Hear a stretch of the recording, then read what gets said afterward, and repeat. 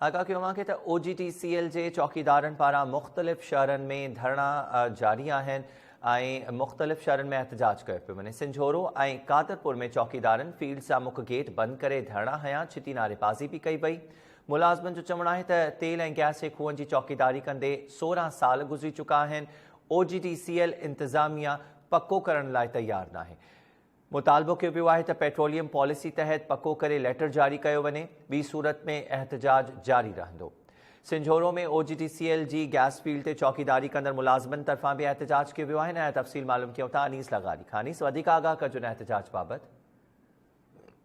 सिंझोरो oil and gas field जे चौकीदारनि जो पको न करण ते Sinjhoro oil and gas field जे मेन गेट बंदि करे OGTCL इंतिज़ामिया ख़िलाफ़ एहतजाजी मुज़ाहिरो ऐं धरणो आयो आहे।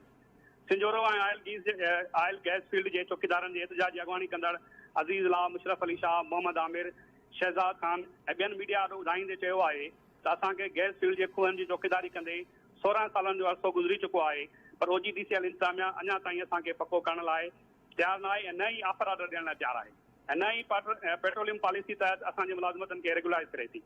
हिननि चयो त असां खां बाद 2012 में भर्ती थींदड़ मुलाज़िमनि खे रेगुलर कयो वियो आहे, पर असां वेल जे चौकीदारनि सां नाइंसाफ़ी जारी आहे।